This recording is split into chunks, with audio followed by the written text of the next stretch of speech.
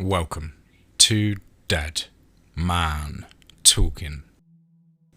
Tonight's story is the first installment in a brand new series of stories for the incredible Avery-Sinclair over on Reddit No Sleep. As ever, please do let me know what you thought down below in the comments box. Please do like and share. It really does help with the channel and our community further. And why not hashtag TeamFEAR and DMT's Cryptid crew. And so, with that aside, let's get into tonight's story, entitled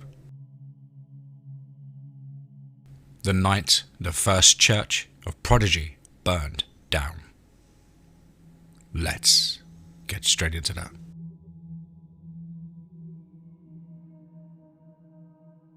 The night that old church burned down, I swear we saw something in the flames. It was Oliver, Carrie, Logan, Jay and me, Avery who saw it. That's it, just the five of us. We weren't supposed to be out there at all, but we loved going out on adventures. We always had. We were all still kids when it happened, maybe 11, maybe 12. Carrie and Jay were the oldest, with Carrie already being a month away from 13, and Logan and I were the youngest. Oliver was right in the middle, barely a year older than me.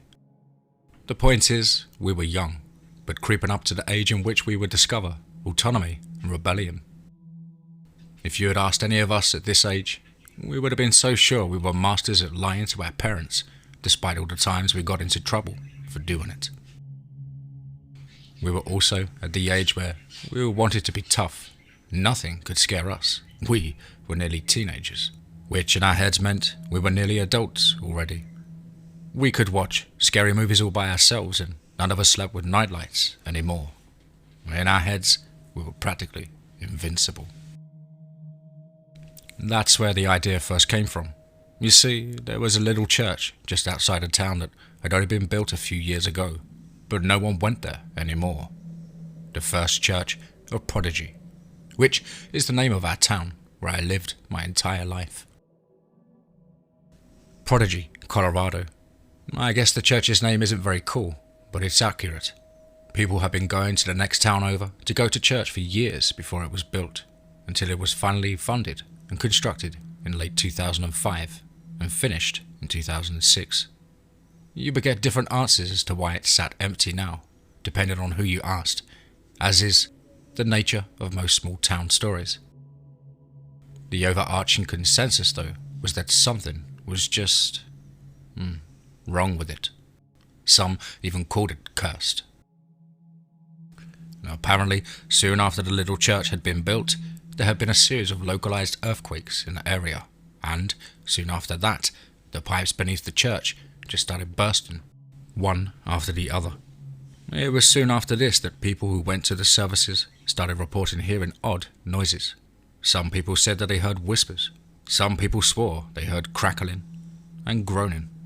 And so the town, nearly unanimously, decided to pitch in a bit more money and build a new church in the middle of town.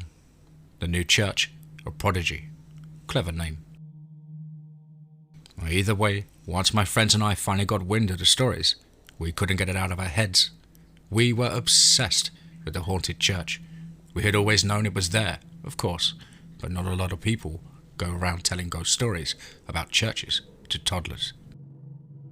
This was our first taste of something scary and real at the same time. We were determined to check it out, to prove to ourselves that we really were tough kids. And somewhere, amongst our chattering and planning, we decided that the best way to do that would be to sneak out and stay the night in the old church's sanctuary. And so we shoved some snacks and some clothes into our backpacks, grabbed flashlights and sleeping bags, and hopped on our bikes and told our parents we were staying at Carrie's house. Even Carrie's parents thought we were staying at their house, and we did, up until they finally went to sleep. You see, Carrie's bedroom window was loose, and you could pop it out of the wall almost completely silently when you undid the latches. And so we popped it out of place, climbed out of the window, got on our bikes for the second time that night, and rode as fast as we could through town. Well, the church wasn't that far outside of town, maybe only a mile or two. It's hard to remember. It stood just past a little crop of trees and right before the seemingly endless cornfields. And we were tired when we got there, happily collapsing off of our bikes as we let them fall into the grass at the side of the road, and looking at the lonely white thing standing in the dark like an abandoned sentry made the cold, long bike ride worth it. Everyone else in town was scared of this place, but not us. We could beat it, whatever it was. The door was easy enough to open, and I was sure that someone had bothered to lock it when the place was first abandoned. But that night, the door swung open easily when Oliver pushed on it.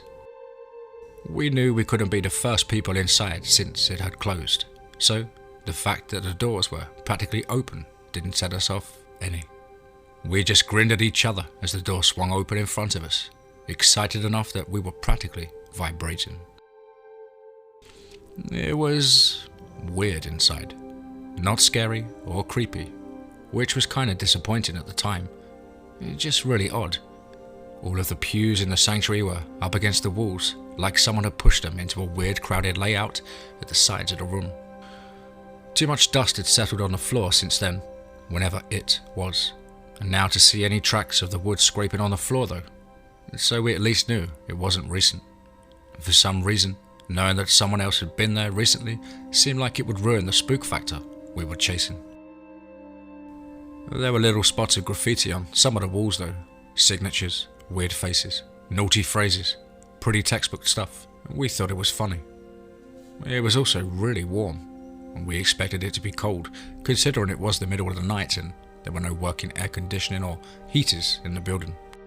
But it was shockingly warm as soon as we stepped inside. It felt nice after having the cold night air whip against our faces on the bike ride. Maybe we just weren't old enough to question it yet, or maybe we just thought the building had good insulation. Either way, we welcomed the temperature change. I don't think we were expecting to open a door and see some demon or dead body or ghost, but on some level, I guess we were expecting more than we got. It was just a dusty, dark, abandoned church. Even so, once we were inside, we were practically giddy. We chucked our sleeping bags in the corner, dropping our bags wherever we felt like it, in order to dig out some flashlights, and we searched that place from top to bottom.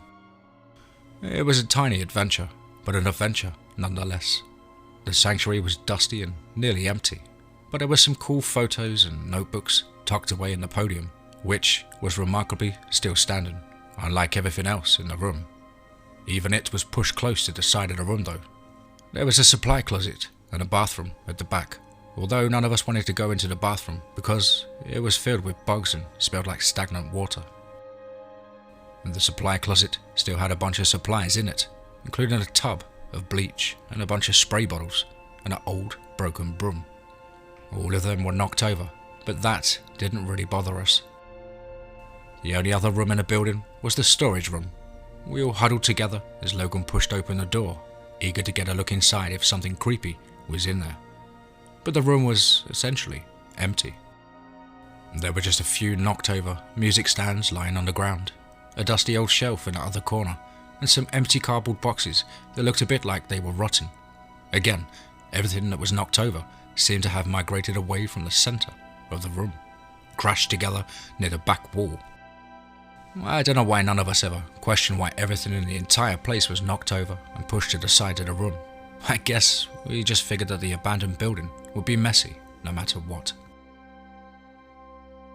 We were going to head back to the main room in mutual disappointment that we hadn't found anything horror movie worthy, when Carrie stopped in her tracks right in front of the storage room door and hissed at us, "Shh." We all froze, on edge immediately.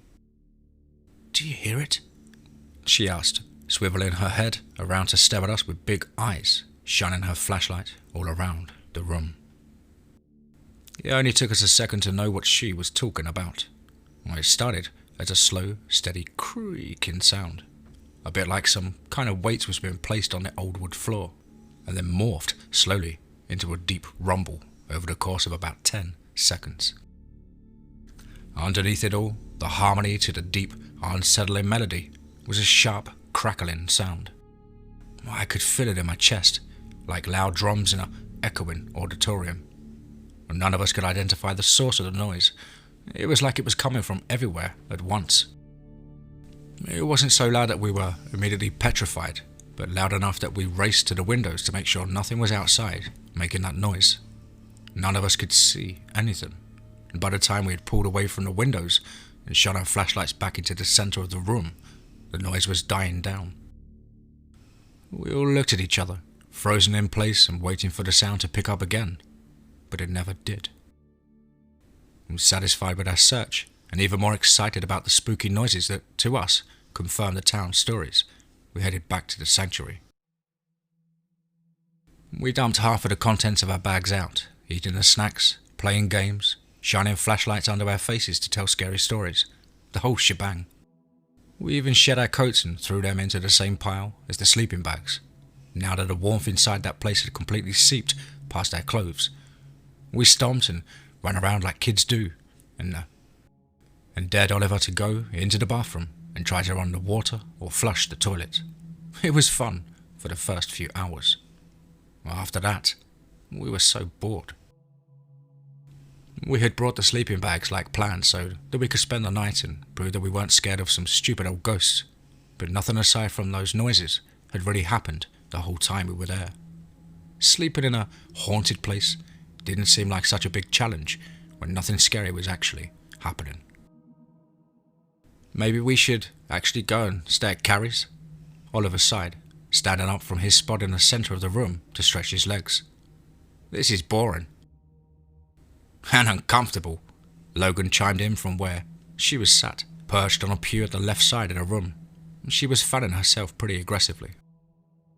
Even Jay, who at that point was lying like a starfish on the part of the floor she had tried to dust with a broken broom we found in the supply closet, lifted her head to look at Oliver with an answering sigh. She was visibly sweating. We all were. It was one of the reasons we had all fanned out across the room so far from each other. It had become the kind of heat where you didn't want to be close to another human being, or anything that was putting out its own body heat. I don't know how none of us noticed the heat cranking up so fast. At the time, it felt pretty gradual, slow enough that we never really paid attention to it until we were practically boiling. How did it get so hot in here, anyway? Carrie groaned, leaning back against the cool glass of one of the windows, and then she sighed. Well, I guess we can go back. We didn't pull the window all the way back anyway. I think all of us were pretty excited to leave. We had complained about the cold bike ride on the way there, but the chilled night air sounded like a welcome treat by this point. We started to stand, stretching our legs and trying not to think about how uncomfortable and sweaty we were. And then there was a creaking, and Logan jumped to her feet. Guys, there's that sound again. We all hushed, excited to hear the rumbling sound again before we left, knowing that it was the only cool thing that had happened out here all night. This time, as the creaking started up louder than it had before, I could feel it, like it was vibrating up through my feet. But then we felt it. As the creaking graduated into that deep rumble under our feet, the old wood began to bow upwards and then settle again and again, and bigger each time, like a rhythmic pulsing that bent the boards nearly enough to splinter and crack them. The center of the room rose and fell as if the earth itself was heaving for breath. It upset our balance, and I watched Oliver pitch backwards as the floor practically bubbled under his feet and threw him to the ground. All of our bags slid to the sides of the room, hitting the walls one after the other, and I suddenly understood why all of the pews were up against the walls. Is it an earthquake? Logan yelled, sitting back down on a pew for some balance. None of us answered, absolutely scared out of our minds. None of us had ever even been in an earthquake before. The rumbling didn't stop, and the wood on the floor began to splinter. I don't quite remember where the smoke came from. At the time, it seemed like it was clear air one second, and black smoke the next. Looking back, it seems more like it started seeping through the floorboards, black and choking and viscous, twirling up to the ceiling and collecting in thick clouds. Every time the floor bowed and bulged, more hot smoke would come spilling out. I don't know who started yelling first. Maybe Oliver, maybe Jay, but someone started shouting that we should leave before something bad happened. It sort of shook us out of our scared stupor, and we looked at each other like we were all idiots for freezing in place. I scrambled across the moving, uneven floor to pull Oliver to his feet, and once I had, the rest of us finally snapped into action. We bolted to the sides of the room where our bags had slid, grabbing whichever bag were closest to, even if it wasn't ours. My eyes burned so bad, it was hard to keep them open. I remember the feeling so distinctly. Even if I had been looking for my bag, I doubt I would have been able to see clearly enough to pick it out. I pulled my shirt up over my mouth and nose as the smoke got thicker, involuntary tears streaming down my face as I threw whichever bag I had grabbed over my shoulder, grabbed Oliver's hand and raced towards the door after everyone else. Seconds after we spilled out onto the cold grass in the front of the church, the building went up in flames. There was a loud cracking sound, like wood snapping in half, and when we turned to look out over our shoulders, there were hot, lashing flames pouring out of the building. They licked up the sides of the church through broken windows, and it felt like the fire was alive, chasing us out of the front door. We scrambled as far away as our legs would carry us, fire hot on our backs as we stumbled across the grass that covered up the once dirt parking lot and back to the road where we had dropped our bikes. The fire was loud, louder than I ever imagined a real fire would be. The glass in the windows that were still intact shattered, and the painted wood popped and snapped and creaked. And standing there on the gravel road, a good enough distance away that we could barely feel the heat from the flames on our now dirty skin, we couldn't tear our eyes away from it. We huddled together, confused and coughing and crying as the building shuddered, and then it happened. For a half a second, we thought the building was collapsing, but then we realized the roof wasn't falling in at all. The loud crashing sound nearly caused us to jump right out of our skin, and half of us fell backwards, stumbling over each other until we were sitting in the dirt. The roof of the building bulged outwards until it broke, popping like a bubble right before our eyes and scattering burning planks and shingles across the grass and shooting sparks and ash into the air. Someone screamed, probably me, maybe all of us. As a cough of fire rushed out of the windows and flames shot up through the new hole in the roof, like the pillar of fire you hear about in the Bible. Only this pillar of flames, I had fingers.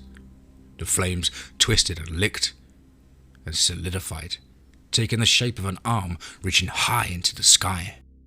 The burning fingers stretched so high, growing into the air, that I thought we would watch it grow until it hit the stars. But then the roof snapped again, more pieces flying out of the way as the arm gave way to a shoulder. We all shrieked when the second arm broke through the right wall. We couldn't move, too terrified to even consider it, as a great roaring sound shook the ground.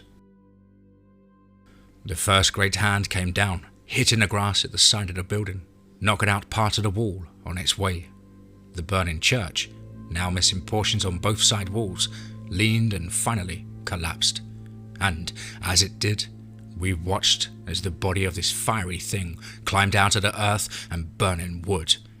Debris raced down its flaming back, burning so hot that it nearly turned into ash before it could even reach the ground. And finally, seeing this thing knock some sense into us. We clambered back onto our feet and raced for our bikes, half of us getting a running start down the road before we finally hopped on. And I had never pedalled so hard in my life. I was sure that the world was ending just a few feet behind us. I don't know what possessed me to do it, but I looked over my shoulder, and whatever that thing was, it was standing up, looking down at the pile of burning cinders that the church had been reduced to, like it was searching for something, or simply observing. Its flames seemed less bright by the second, like the hulking figure was somehow cooling down, but it was no less terrifying. As the flames dimmed, the thing formed a thick, charred black skin, wrapping around its joints first and spreading slowly as the flames went out. I couldn't tell if it was replacing the flames or if the fire was just covering a black skin that was already there. And it lifted its head, and I watched as it turned its head to the side. I was overcome with a sick feeling of knowing that it was looking at us, watching us flee. It had no face, none that I could see, but I knew. I was so scared that it would follow us that my legs almost stopped working and my bike wobbled beneath me. But it didn't follow us. It turned its head away from us and slowly stepped out of the smouldering, immolated ruins of the first church. I watched it take a step in the opposite direction of us, and then I turned my head back around, too sick to watch it anymore. I didn't want to know where it was going. I didn't care. And that's what I told myself anyway. When we hit the limits of the town, I looked back again. I couldn't see the hot orange flames of whatever creature had crawled out of the earth. But for a minute, I thought I could see the outline of something walking. Its shape faintly glowing, like embers grown cold. It was already so far away. Its steps had to have been huge.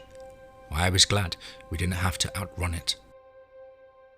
We could hear sirens in the distance, and we were petrified by the idea of getting caught, and so we raced back to Carrie's house, dropping our bikes in the front yard again and climbing back through the window in time to watch the fire trucks from the next town over race through our streets and towards the fire. We watched people spill out of their houses and onto the main street in order to get a good look at the smoke polluting the sky, whispering among themselves. And we couldn't see the thing that had burned it down from the windows anywhere in the fields. I don't think any of us cared. To this day, we have still never told anyone about that night, except for me, I guess, considering I'm writing this and posting it here, no less. I think I got tired of keeping this to myself. Maybe someone can tell me what we saw all those years ago, but I doubt it, and that's alright.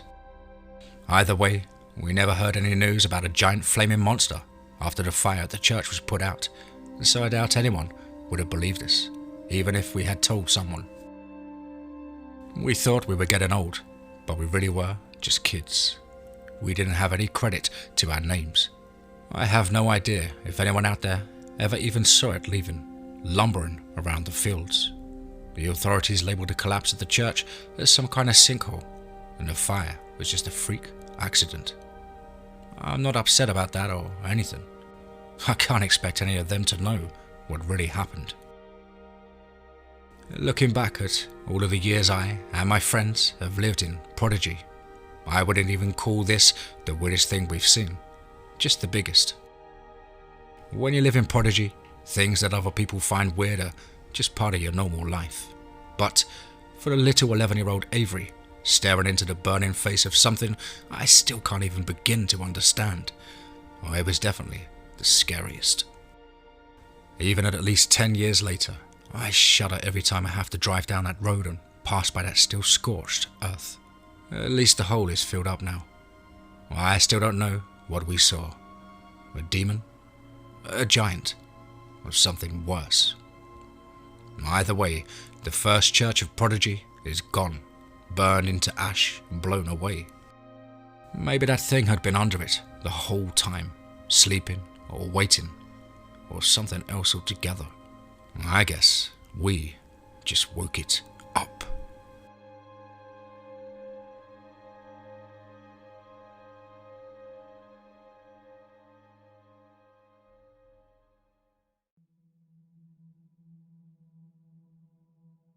There's something in the northern Prodigy fields. Let's get straight into that. When you live in the middle of nowhere, you have to get used to certain things. When you live in a town like Prodigy, that only gets more true. Sometimes a cow will go missing from a field in the middle of the night. Other times, someone will come across roadkill, strung out across the length of the road from one ditch to the other, with pieces missing. Occasionally, when people leave their trucks on the 2 tracks in the middle of the fields during a harvest, they would come back to a tipped truck or even ruined tires. The town, officially, chalked it up to some naughty city kids or even some of the teenagers in town, running around and wreaking havoc. Unofficially, we all knew something else was going on, but no one had ever seen it. There's always a story though, especially in Prodigy. I guess it was only a matter of time before someone ran into it. The night we first saw the thing in the fields, it started out like any other. I was only 15 at the time, but Oliver was 16 and with a full driver's license and everything. I don't know if you know anything about what teenagers in small towns do for fun, but if you do, then you probably know that the number one pastime is to get in a car with your friends and cruise until you run out of gas. All we had in Prodigy were fields and long, winding dirt roads, and so it made sense to put them to use. Most of the time, we would blast music over the stereo, buy some snacks at the gas station, and joke around all night. Sometimes we would drive out past all of the houses, way past the feedlot, and park somewhere on the side of the road before climbing up on top of Oliver's truck and looking at the stars. The only difference, I assume, is that kids in Prodigy are usually a little more aware of where they are and what's around them when they're out in the middle of the field after dark. Prairie kids around here know that usually you aren't the only thing out there. Most of the time, it's just a deer or loose cow or even a coyote. Sometimes it's not. You just learn how to be careful, and you usually don't go by yourself. At this time in my life, it was nice to get away sometimes. Laying in the bed of Oliver's truck or climbing up on top and looking at the stars while we blasted classic rock through the open windows was a preferable way of spending my time. Usually, Jay and Logan could come along with us, and the four of us would have a blast out there by ourselves until we absolutely had to go home. That night though, it was just me and Oliver as we drove through town and past the still inexplicably scorched site of the old church and coasted along what felt like 100 different dirt roads. Jay was babysitting, Logan had work, normal stuff. We weren't exactly bothering to keep quiet. The last house we had passed was at least 10 miles back, probably more. We had settled into our routine of playing music through the truck stereo as we got comfortable on the blankets that I had brought in the bed of Oliver's truck, talking and yelling jokes and howling in laughter. His stereo had Bluetooth, and so we could listen to whatever we wanted through his phone without having to climb around a million times to change the radio station or rotate CDs. We did leave the window at the back of his truck open though, mostly so we could snake a phone charger through it. And we sat in the bed of his truck for nearly an hour before I started to feel weird about something. I like to think that in most situations I have a pretty good intuition. My mum has always described me as a good judge of character, but I'm not so sure that's all it is. Maybe I'm just more aware of my surroundings and what's going on than the average person. Or maybe I'm totally normal and my friends just don't pay any attention. Whatever it is, sometimes I get this feeling. Oliver calls it my spidey senses. It's like a little buzzing noise somewhere in the back of my brain that makes me want to look around and make sure nothing is going on. And there that feeling was, creeping up my spine, making it feel like someone's breath was hot on the back of my neck. A familiar buzzing alertness settling in on the back of my head. Something's moving. Pay attention. Tearing my attention away from Oliver, who was deep in the middle of a story about some crazy nightmare he had a few nights previously, I turned my head to survey the dark. Endless wheat fields on both sides of the parked truck. Most of the time, it alerts me to nothing more than an animal quietly wandering around, but I usually figure that it never hurts to check. The truck's engine was off, but the keys were in the ignition and turned so that the lights of the truck were on, illuminating a neat little circle around us and shining dimly on a couple of feet into the fields on each side of the truck. And with the gentle wind, it all looked so vast, like a waving ocean, separated in the centre by a pale dirt road that disappeared into the inky blackness outside of our little haven of light. I used to love the way the tall grass and wheat fields looked when they were blowing in the breeze, uniform waves flowing back and forth.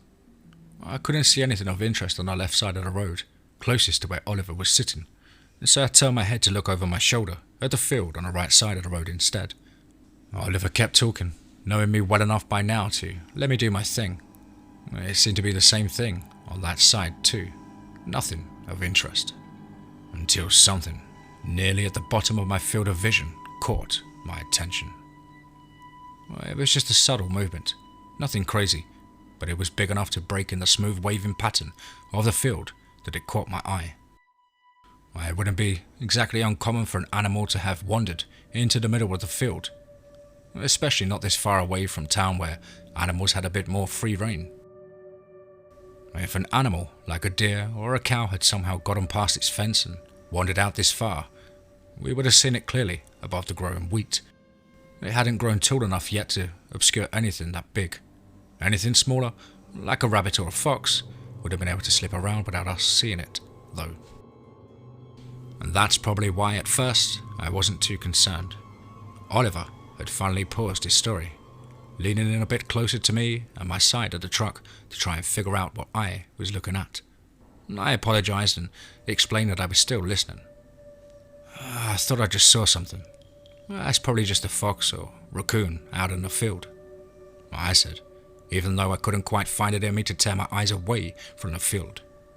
By this point, the waves of movement in the field were uniform again, giving the impression that whatever had been moving had stopped. I don't see anything, Oliver said, staring off into the distance and squinting his eyes like it might help him to see better. I don't either. I just thought I saw something moving around the field. I shook my head and leaned back, settling down on the blanket again. Probably a raccoon or something. And with a sigh and quick shake of my head, I turned back around and faced Oliver. He eyed me for a second, but didn't say anything, and then launched right back into his story. Honestly, if we got freaked out every time a rabbit or deer interrupted us by wandering around in the dark, we would never finish anything. Even though I had turned my attention back to Oliver, it was half-hearted at best. I couldn't shake the buzzing feeling in the back of my head, and even though I hadn't seen anything or been given an actual reason to be scared, it was starting to make me anxious. I had no reason to believe it was anything but an animal, but the fact that I hadn't seen the animal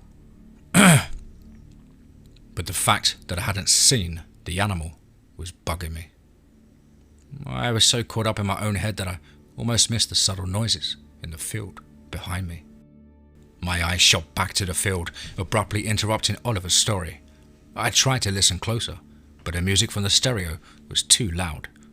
I waved my hand at Oliver a few times, hoping he might read my mind and get the hint, before I leaned closer to him and was able to grab his arm. Wait!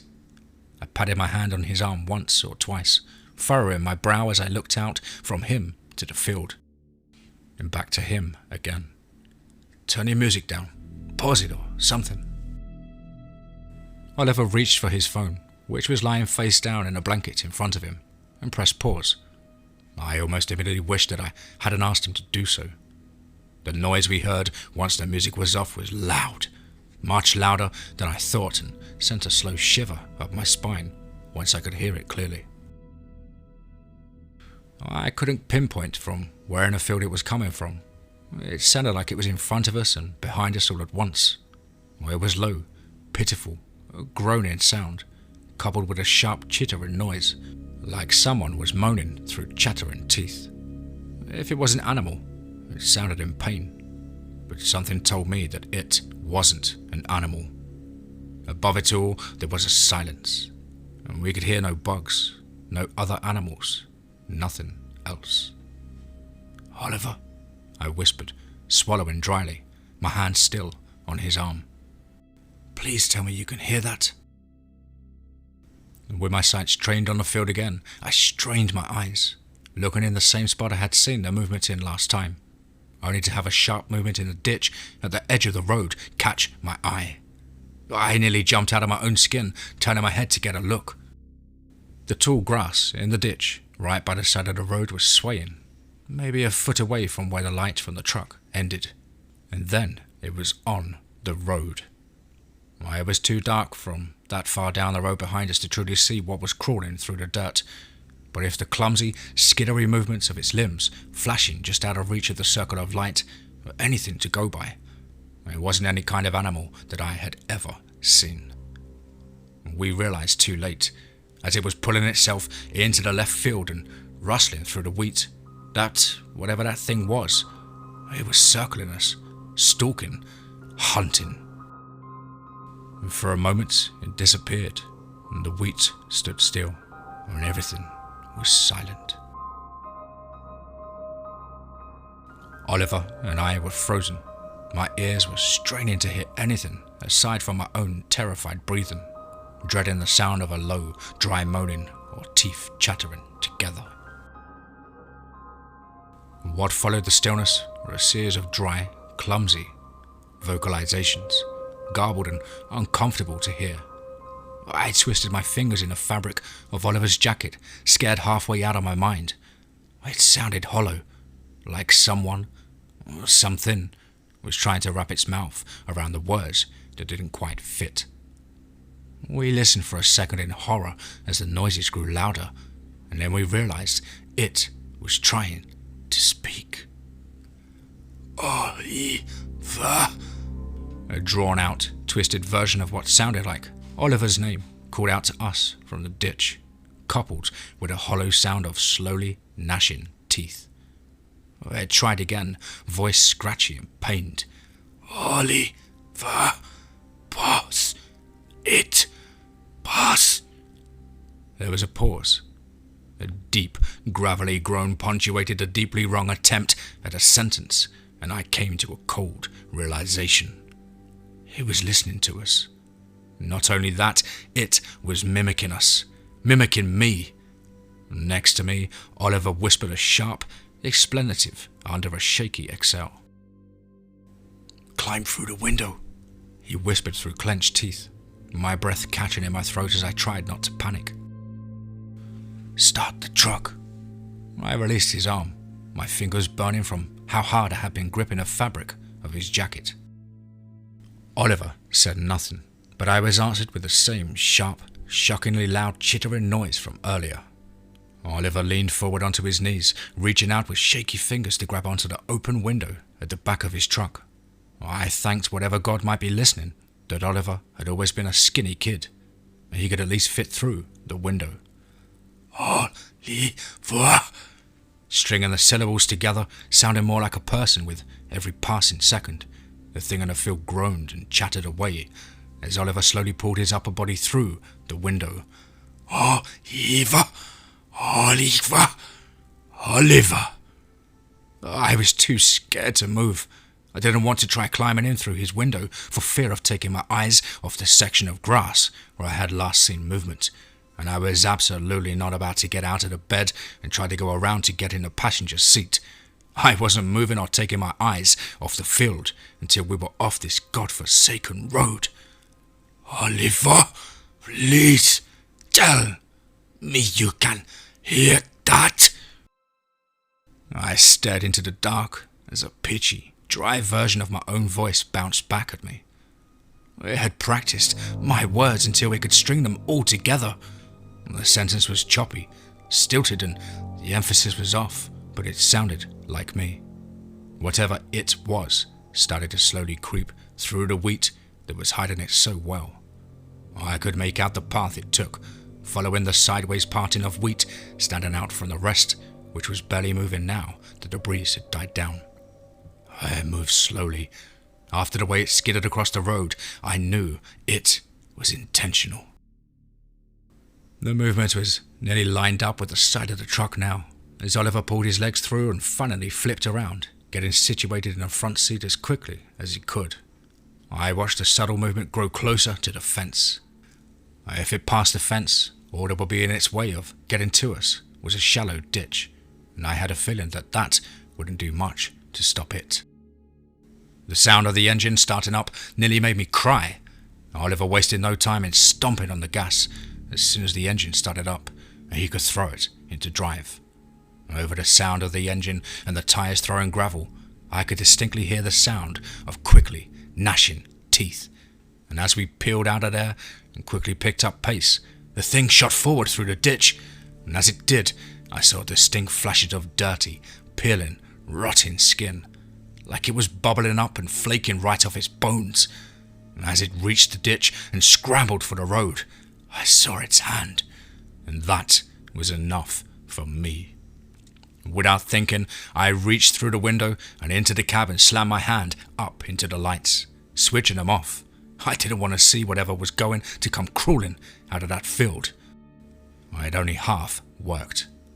As we sped away, I could see the vague shape of it behind us on the road, racing to catch us. It seemed so much bigger than I thought, and if we hadn't been in a truck, we never would have been able to outrun it. Its movement seemed clumsy, almost, but it didn't seem to have any trouble running around after us. Eventually we lost it. Our speed outmatched it, and it fell behind with a series of growling moans. As soon as I couldn't see it anymore, I felt safe enough to climb back into the cab of the truck through the window. I wasn't going to ask Oliver to stop or pull over so I could climb into the seat regularly. And neither of us said anything as we turned the corner and took the fastest way back to town that we could. I stared at the dashboard. The image of the mangled, rotting hand with the cut-up, bleeding fingers reaching through the grass burned into my mind. There were a few stories floating around town for the next week. Apparently, along the road where we had been parked, something had ripped entire sections of fence out of the ground, snapping the wire and breaking the wood posts. The whole area of wheat and grass was destroyed, trampled into the earth. I don't like thinking about what could have happened if we hadn't been in the truck, or what could have happened to Oliver or anyone else if they had been alone when that thing started mimicking voices. And I prefer not to think about the fact that it had been hunting us, probably the whole time we've been parked on that road. We avoid that area now. I wonder, sometimes, if that thing is still mad that its prey got away.